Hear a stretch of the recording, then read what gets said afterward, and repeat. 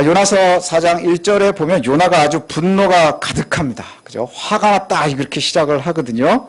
그래서 이 기세가 보니까 지금 대화하는 걸 보면 요나가 하나님도 훈계하고 있어요.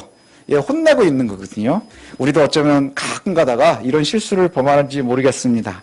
1절에 보면 요나가 아주 분노하고 아주 못마땅해 하는 이유가 어디에 있느냐 하면 요나가 화내는 이유는 내가 요나가 그렇게 니네를 미워하는데 니네가 회개해버린 거예요.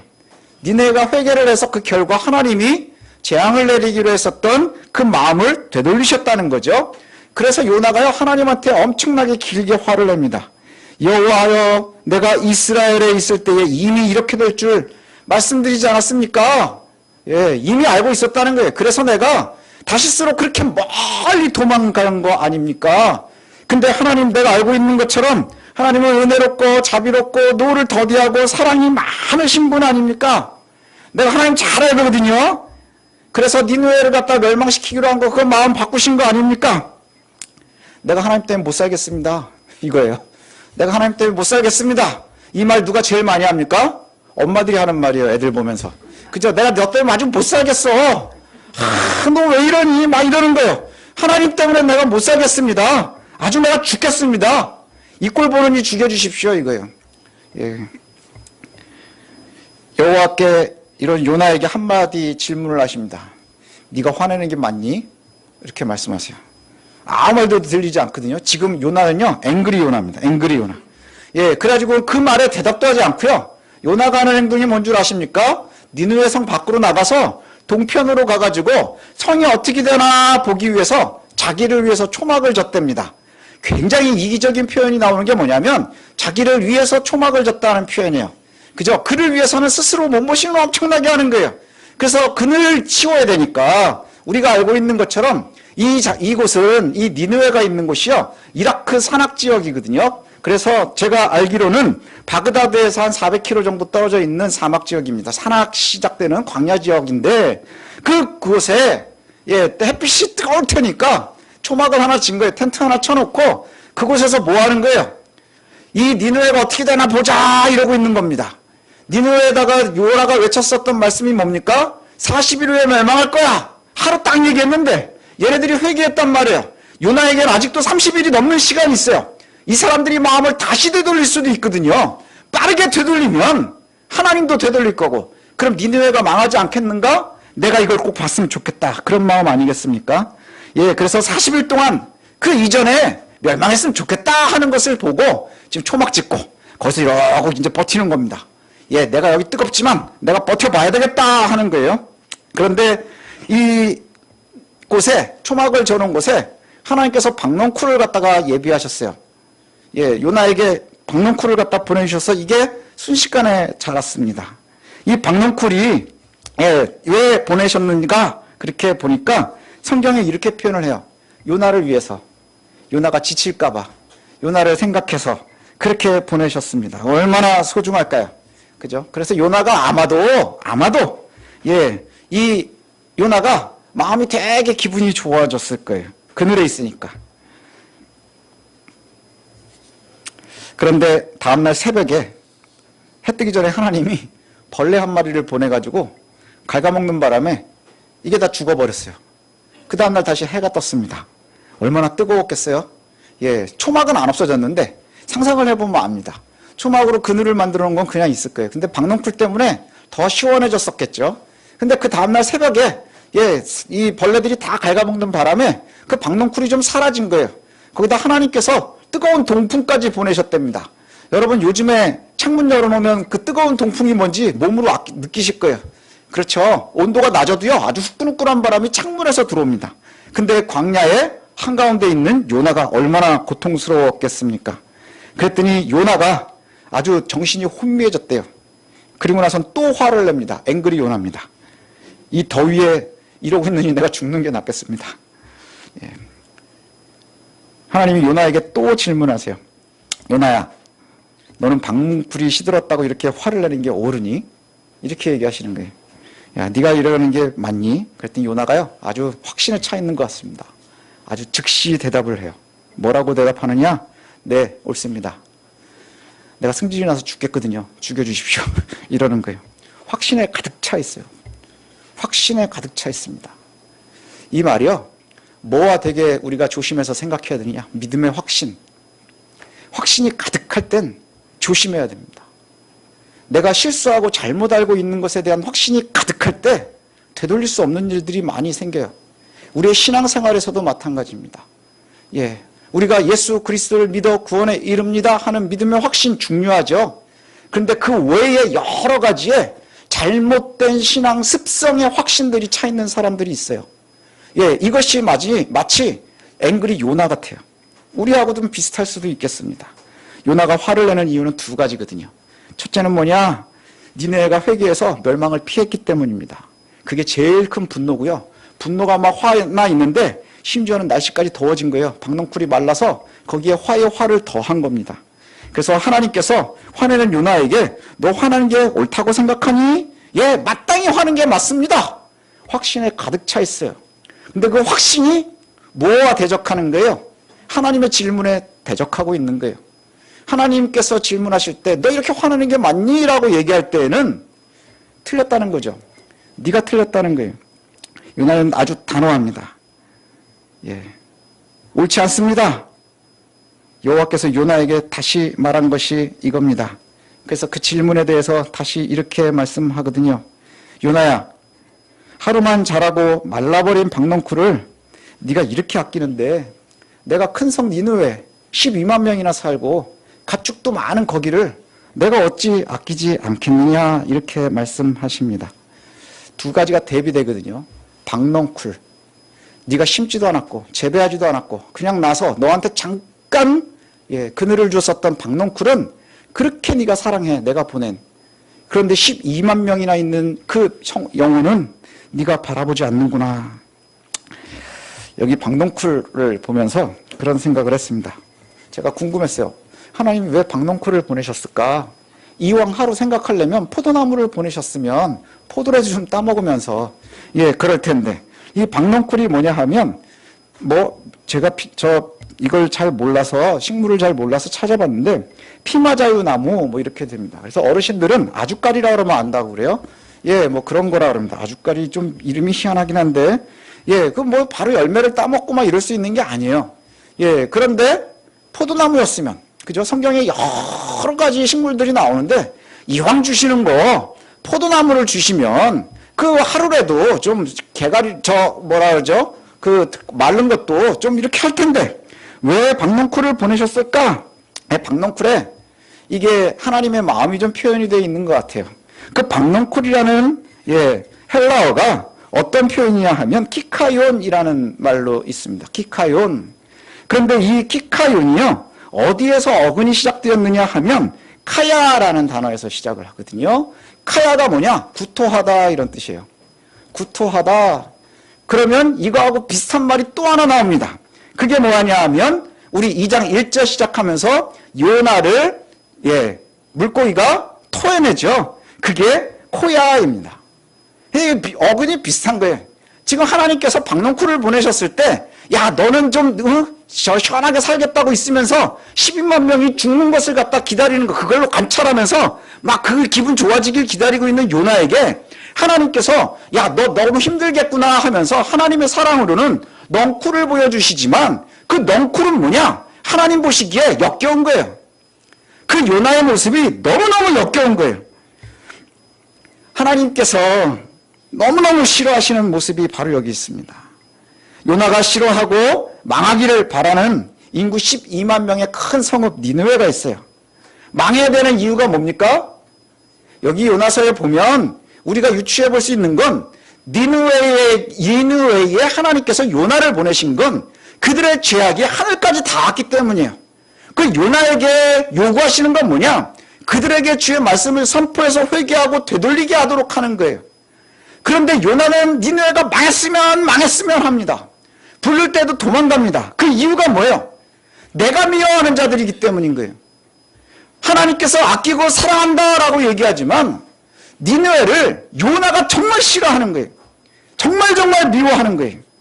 우리가 생각하면 참 이기적이지 않습니까? 그렇죠. 요나는 이스라엘 사람이니 여호와의 백성이고 구원받은 사람입니다. 그러나 니느웨는 악한 이방입니다. 반드시 멸망당해야 합니다.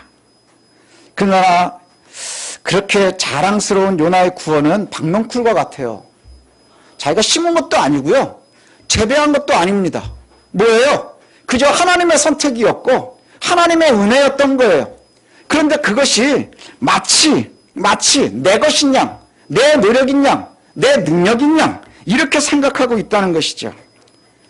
그리고는 그 은혜가 내 건 줄 아는 거예요. 내 능력으로 내가 쟁취한 줄 아는 거예요. 그런데 하나님께서 주신 것은 그저 선물로 주어진 거예요.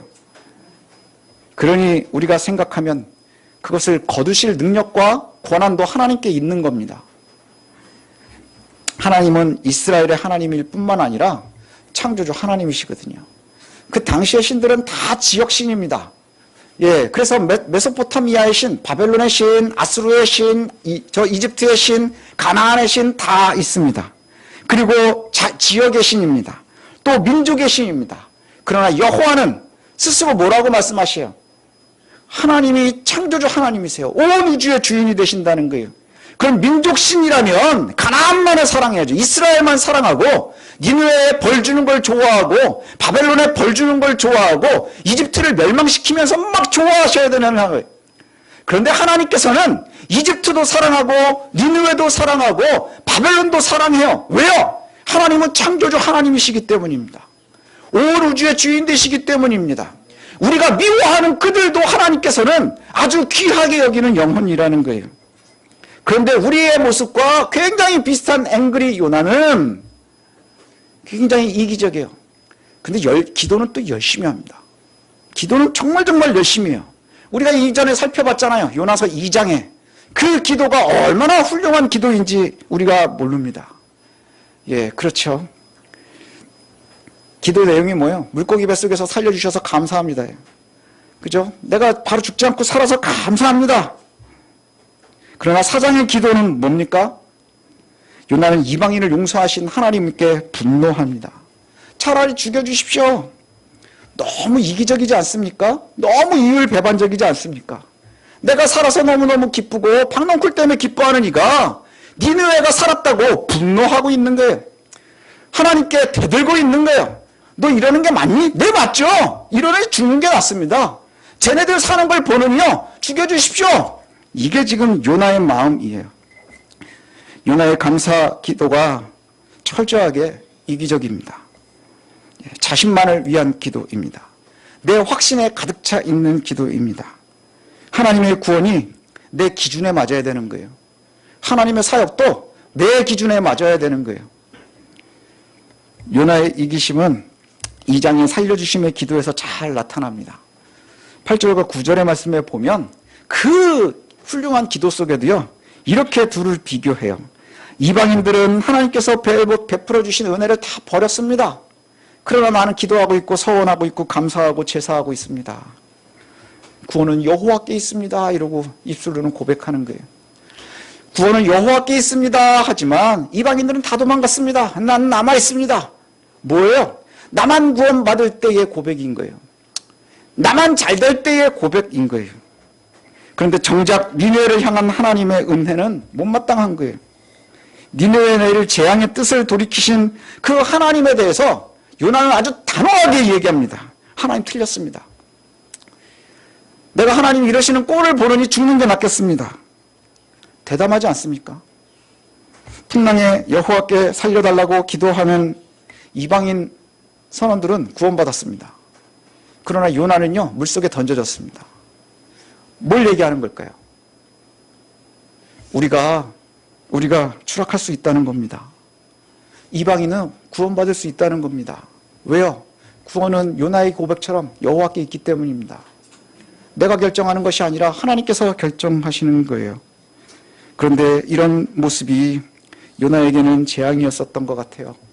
예, 이방인 선원들은 살고 니느웨도 회개하고 되돌리고 거기에 하나님께서 이렇게 질문하시지요. 너는 노력 하나도 하지 않았잖아. 네가 재배한 것도 아니잖아. 네가 하루를 누렸었던 그 박넝쿨을 그렇게 소중하게 여기면서 좌우를 분별하지 못하는 니느웨 12만 명은 아끼지 않는구나. 좌우를 분별하지 못한다는 표현은 죄를 지면서 이게 죄인지 잘 모르는 거예요. 옳고 그름을 구분할 줄 모르는 사람들을 이야기하는 거예요. 그러면 정말 더 불쌍한 사람들 아닙니까? 만약에 요나와 같은 마음을 갖고 있다면요, 이렇게 뜨거운 날 저와 여러분들에게는요 마치 울라프에게 준 구름 같은 게 하나씩 있어야 되는 거예요. 울라프 보면 그러잖아요. 걔만 살으려고 구름이 있고 거기에서 막 눈도 오고 막 그러잖아요. 차갑게. 그거 하나 있으면 여름에 우리 얼마나 살기 좋겠습니까? 하나님께서 구름을요 예수 믿는 사람들에게만 줘야 되는 거예요. 근데 우리도 여전히 떼약볕에 노출되어 있습니다.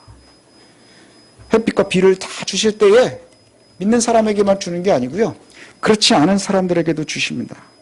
그러나 요나의 믿음을 따는다고 하면 이스라엘에게만 햇빛을 주셔야 되는 거예요. 이스라엘에게만 늦은 비, 이른 비처럼 아주 좋은 비를 주셔야 되는 거예요. 왜요? 나만 믿어야 되니까. 나만 믿어야 되니까. 나만 믿어야 된다는 게 뭘까요? 내가 미워하는 사람은 절대 구원받으면 안 되는 거예요. 내 기준에 맞는 사람이 하나님께서 구원받아야 되는 거예요. 내 기준에 맞지 않으면 하나님 버리셨으면 좋겠는 거예요. 한 교수님 책에 이런 표현이 있습니다. 신앙이 있다고 기독교인들보다 더 올바르게 행하고 자신의 삶을 돌아보는 비기독교인을 향해 그래도 당신은 예수를 모르니 지옥행이야 라고 쉽게 말할 수 있는 신앙은 신앙이라기보단 그저 종교에 불과할 뿐입니다. 제가 다시 설명해 드리면, 우리보다 더 선하게 살고 있는 사람들한테 우리가 한마디 하는 거예요. 넌 예수 안 믿으니까 넌 끝났어. 그 믿음의 확신이 그냥 단순한 여호와를 민족신으로 만들어버리는 거예요. 단순한 내 개인신으로 만들어버리는 거예요. 그러나 하나님께서는 그것을 원치 않으십니다. 우리가 종교가 아니다 이런 말을 많이 하거든요. 많은 신학자들이 기독교는 종교가 아닙니다 이렇게 얘기해요. 근데 우리가 교과서에서는 4대 종교, 5대 종교의 기독교를 배운단 말이죠. 그렇죠. 기독교가 종교가 아니다 하는 사람들이 굉장히 많아요. C.S. 루이스도 그렇게 얘기하고, 유진 피터슨도 그렇게 얘기하고, 존 맥스웰도 그렇게 얘기하고, 보네퍼도 얘기하고, 뭐 수시로 많은 신학자들과 경건학자들이 그렇게 얘기를 합니다. 기독교가 종교가 아니다 라는 말은 뭘까요? 우리가 생각하는 종교는요, 신념인 거예요. 라이프 스타일인 거예요. 근데 우리의 믿음은 라이프 스타일이 아니에요. 우리의 신념도 아닙니다. 그저 우리의 이상도 아닙니다. 기독교는 하나님 앞에 서 있는 겁니다. 하나님 앞에 바르게 서 있는 거예요. 그래서 내 기준이 아니라 하나님이 내 기준이 되어서 내가 하나님 앞에 겸손하게 서 있는 거예요. 그래서 보네퍼는 기독교는 종교가 아닙니다. 하나님과의 만남입니다. 이렇게 얘기하고요. 키에케고르는 우리는 하나님 앞에 서 있는 단독자입니다. 이렇게 얘기를 해요. 이게 뭐예요? 우리가 반드시 하나님 앞에 서 있어야 된다는 거예요. 하나님의 기준으로 우리를 봐야 된다는 거예요. 하나님은 무조건 옳으시기 때문에 내 기준이나 내 감정이나 내 마음이 아니라 하나님께서 원하시는 대로 가야 되는 거예요.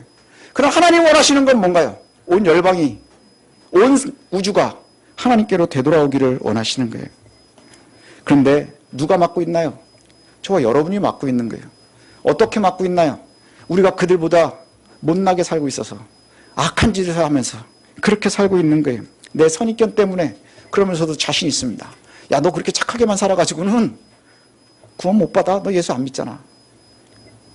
그렇죠. 예수 믿어야 구원 받는 것이죠.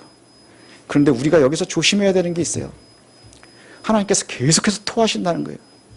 역겨워하신다는 거예요. 우리는 아주 확신에 가득 차 있는데 하나님 보시기엔 굉장히 역겨울 수 있다는 거예요.